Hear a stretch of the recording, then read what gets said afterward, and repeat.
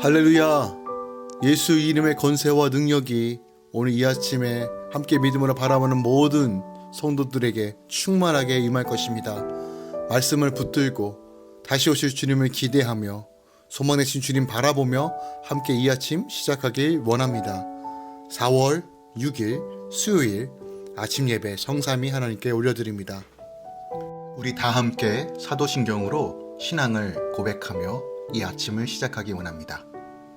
전능하사 천지를 만드신 하나님 아버지를 내가 믿사오며 그 외아들 우리 주 예수 그리스도를 믿사오니 이는 성령으로 잉태하사 동정녀 마리아에게 나시고 본디오 빌라도에게 고난을 받으사 십자가에 못 박혀 죽으시고 장사한 지 사흘 만에 죽은 자 가운데서 다시 살아나시며 하늘에 오르사 전능하신 하나님 우편에 앉아 계시다가 저리로서 산자와 죽은 자를 심판하러 오시리라. 성령을 믿사오며 거룩한 공예와 성도가 서로 교통하는 것과 죄를 사하여 주신 것과 몸이 다시 사는 것과 영원히 사는 것을 믿사옵나이다. 아멘. 오늘 하나님의 말씀은 마가복음 13장 14절부터 27절까지입니다. 마가복음 13장 14절부터 27절까지입니다. 멸망에 가증한 것이 서지 못할 곳에 선 것을 보거든 있는 자는 깨닫을진저 그때에 유대에 있는 자들은 산으로 도망할지어다. 지붕 위에 있는 자는 내려가지도 말고 집에 있는 무엇을 가지러 들어가지도 말며 밭에 있는 자는 겉옷을 가지러 뒤로 돌이키지 말지어다. 그날에는 아이 벤 자들과 젖 먹이는 자들에게 화가 있으리로다. 이 일이 겨울에 일어나지 않도록 기도하라. 이는 그날들이 환난의 날이 되겠음이라. 하나님께서 창조하신 시초부터 지금까지 이런 환난이 없었고 후에도 없으리라. 만일 주께서 그 날들을 감하지 아니하셨더라면 모든 육체가 구원을 얻지 못할 것이거늘 자기가 택하신 자들을 위하여 그 날들을 감하셨으니라. 그때 어떤 사람이 너에게 말하되 보라 그리스도가 여기 있다 보라 저기 있다 하도 믿지 말라. 거기 그리스도들과 거짓 선지자들이 일어나서 이적과 기사를 행하여 할 수만 있으면 택하신 자들을 미혹하려 하리라. 너희는 삼가라. 내가 모든 일을 너희에게 미리 말하였노라. 그때 그 환난 후 해가 어두워지며 달이 빛을 내지 아니하며 별들이 하늘에서 떨어지며 하늘에 있는 권능들이 흔들리리라. 그때 인자가 구름을 타고 큰 권능과 영광으로 오는 것을 사람들이 보리라. 또 그때 그가 천사들을 보내어 자기가 택하신 자들을 땅 끝으로부터 하늘 끝까지 사방에서 모으리라. 아멘. 하나님의 말씀입니다.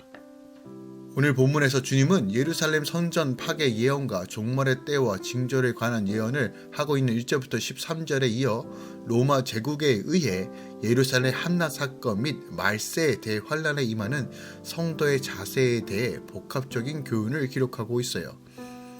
이러한 본문은 성도들로 하여금 종말의 때에 일어날 일들로 인하여 두려움에 빠져서 믿음을 버리지 않도록 하기 위한 목적이 있습니다.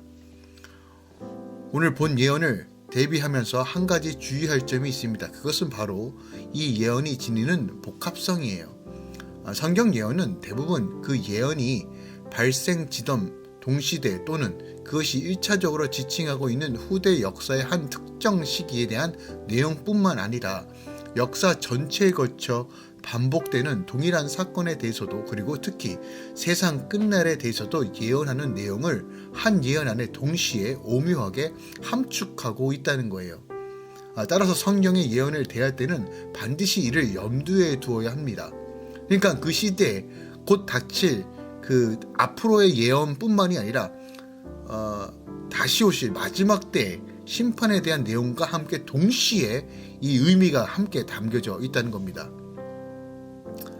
오늘 본문에서 1차적으로는 예수님의 죽은 후에 얼마 되지 않는 AD 70년에 로마 제국에 의해 예루살렘 멸망과 유대인 학살 사건의 예언인 동시에 세상 끝날에 있을 대환란에 대한 예언이기도 하다는 거죠. 오늘 본문 말씀에 또 하나 귀 기울일 것이 있습니다. 바로 1절부터 14절까지 오늘 본문은 포함되어 있는 본문 중에 그리스도의 재림과 또한 그 재림의 시기와 분별과 재림을 기다리는 성도의 자세에 대해서 또 자세하게 다루고 있다는 것입니다. 좀 더 구체적으로 살펴보면 오늘 본문 후반부에 보니까 주님의 재림의 양상과 관련해서는 당신이 재림할 때 천지가 대변혁을 일으키며 당신의 초림 때와 달리 매우 큰 권능과 영광 가운데 구름을 타고 공개적으로 오셔서 택한 자들을 사방에서 모으실 것이라고 분명하게 얘기하고 있다는 겁니다. 어쨌든 오늘 본문을 대하여 우리가 세상 마지막 때에 대환란 때에 하나님의 경고하심을 깨닫고 종말의 때를 지혜롭게 준비할 수 있는 자가 되어야 함을 우리가 기억합시다. 오늘 본문 말씀을 절별로 한 번 더 살펴보길 원합니다. 먼저 14절부터 20절까지 주님께서 말씀하고 있는 내용이 무엇이냐면 주전 175년에서 163년에 안티오쿠스 에피파네스가 성전에 우상을 놓고 돼지의 피를 제물로 드렸는데 예수님은 이를 가리켜 멸망에 가증한 것이라고 말씀하고 있어요. 하나님의 성전인 우리도 지휘와 학벌과 쾌락을 쫓으며 멸망에 가증한 것을 세울 때가 많습니다. 그러나 예수님은 우리가 환난 당할 때에도 구원의 길을 알려주십니다. 내 속에 가증한 것들로부터 급히 도망하고자 늘 내 죄를 보고 회개하며 거룩한 산에 올라가라고 명하십니다. 욕심과 미련과 집착과 연민을 내려놓고 영적 자녀를 해산하며 젖이 아닌 단단한 음식을 먹는 성숙한 자가 되어야 한다는 것이죠.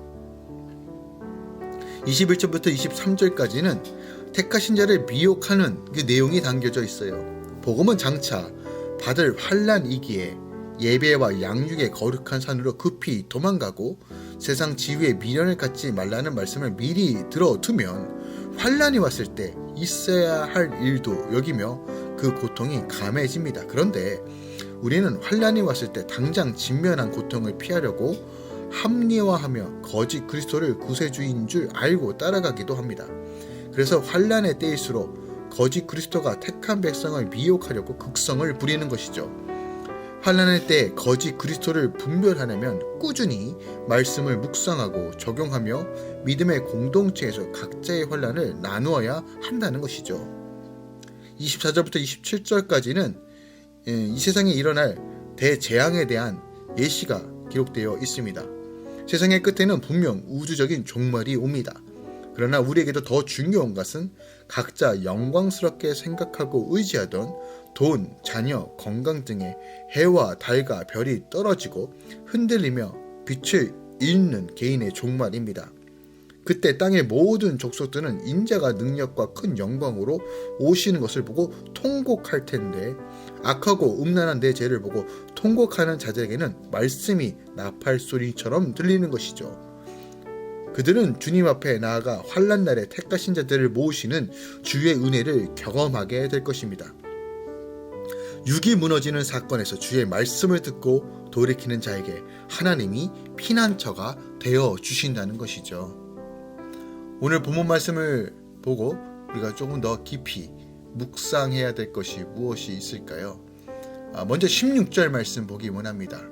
16절에 보면 종말을 맞이하여 도망해야 할 위기의 때에 밭에 있는 자에게 요구되는 태도가 나옵니다. 밭에 있는다는 것은 그가 일을 하는 중임을 나타내며 따라서 그 겉옷을 입지 않고 간편한 작업법을 입은 상태일 것입니다. 주님은 이런 사람에게 도망해야 할 위급한 상황에서 겉옷을 가지러 집으로 가지 말도록 당부하고 계세요. 그만큼 학업을 다투는 순간이므로 도망하는 일에만 전력해야 한다는 것이죠. 하지만 겉옷을 준비하지 못한 사람은 비록 도망해 생명을 건진다 할지라도 다른 사람에 비해 더 많은 고통을 감내하지 않으면 안 됩니다. 왜냐하면 일교차가 심한 팔레스틴에서 겉옷이 없으면 밤의 추위를 견디기 힘들기 때문이죠. 여기서 우리는 한 가지 교훈을 얻습니다. 그것은 우리가 언제나 마지막 때를 대비하고 준비하여 의의 겉옷을 준비해야 한다는 것이죠. 우리가 어디에 있고 또 무엇을 하든지 항상 마지막을 준비하며 살아야 합니다. 본문에 밭에서 일하는 사람의 경우 만약 그때 환난에 대한 아무런 징조도 없었다면 밭에 일하러 가면서 일부러 겉옷을 준비하지 않았을 것입니다. 따라서 그에게는 갑작스러운 위기를 예상하여 겉옷을 준비하지 못했다라고 비난할 수 없습니다. 그러나 우리는 다릅니다. 우리는 마지막 때의 징조에 대해 알고 있고 지금은 그 마지막이 임박할 때라는 것을 분명하게 깨달아야 합니다. 그럼에도 마지막 때를 준비하지 못하면 비난과 책망을 면할 수 없다는 거죠. 마태복음 25장에 보면 열처녀의 비유가 나와요. 마지막은 우리가 준비해야 될, 어떻게 준비해야 될지를 잘 가르쳐주고 있는 것이 열처녀의 비유입니다. 모두가 신랑을 기다리고 있는데 지혜 있는 다섯 처녀는 등과 함께 여분의 기름을 예비한 반면 미련한 다섯 처녀는 여분의 기름을 준비하지 못합니다. 신랑이 더디 오므로 그들이 다 같이 졸고 있다가 밤중에 신랑이 오니 맞으러 나오라는 소리를 듣고 여분의 기름을 준비한 지혜로운 다섯 처녀들은 불을 밝히고 신랑을 영접하지만 여분의 기름이 없는 다섯 처녀들은 그만 잔치에 참여하지 못합니다.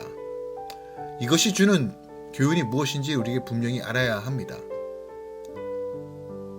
또한 26절에 보니까 인자가 구름을 타고 큰 권능과 영광으로 오는 것을 사람들이 보게 될 거라고 말합니다. 그때 준비된 자는 반드시 이 영광을 볼 것입니다. 그리스도의 재림의 공개성과 영광성을 증거하는 것입니다. 참으로 주님은 장차 모든 사람이 볼 수 있도록 이 땅에 다시 오시되 초림 때의 초라한 모습과는 달리 권능과 영광으로 오실 것입니다. 우리가 열처녀의 비유처럼 주님을 기대함으로 소망함으로 나아가면 마침내 주님 오실 때 그 영광 가운데 거할 수 있게 될 것입니다. 주의 날이 도둑같이 이른 줄 너희가 자세히 알아라고 데살로니가전서 5장 2절에 말합니다. 우리가 준비하지 않으면 주님은 도둑같이 올 것입니다. 하지만 우리가 준비되었을 때 주님은 도둑같이 오는 것이 아니라 친밀함으로 올 것입니다. 우리가 다시 한번 마지막 때라는 것을 기억하고 준비하며 기도하며 무엇이 가장 우선순위인지를 알고 깨닫는 삶 살길 소망합니다. 삶의 영역에서 최선을 다해 일하고 그 가운데서도 소망되신 주님을 바라보며 다시 한번 믿음으로 나아가는 이 아침 되길 예수 그리스도로 축원드리고 부탁드립니다. 기도하겠습니다. 주님, 오늘 마가복음 13장 말씀을 봅니다. 마지막 때 어떠한 일들이 있을 것인지 또한 우리는 어떻게 준비해야 되는지를 가르쳐 주심에 감사합니다. 주님, 우리의 우선순위는 돈도 아니요, 우리 자녀도 아니요, 우리 사업도 아니고 우리가 지금까지 땅의 것을 바라보는 그런 삶이 아니라 하늘의 것을 바라보며 주의 오신 날을 준비하는 것이 우리의 삶의 최우선입니다. 삶의 영역에서 최선을 다해 일하고 최선자를 살아가지만 여전히 우리의 우선순위는 주님을 맞이할 수 있는 믿음과 자세와 태도입니다. 주님, 우리 가운데 마지막 때를 준비할 수 있도록 역사하여 주시고 분명히 깨닫게 하여 주시고 삶의 우선순위가 무엇인지 알 수 있는 지혜와 계시를 열어 주시옵소서. 또한 기도할 때마다 하나님의 음성 가운데 거하게 하시고 성령의 능력으로 오늘 하루도 승리케 하여 주시옵소서. 이제는 우리 주 예수 그리스도의 은혜와 우리 하나님 아버지의 놀라우신 사랑과 성령님의 내주셨던 충만 역사하심이 오늘도 마지막 때를 준비하며 믿음으로 걸어가며 담대함과 소망함으로 기쁨과 감격으로 그날을 사모하며 나아가는 모든 주의 자녀들의 삶 가운데 이제부터 영원까지 함께 있을지어다. 아멘.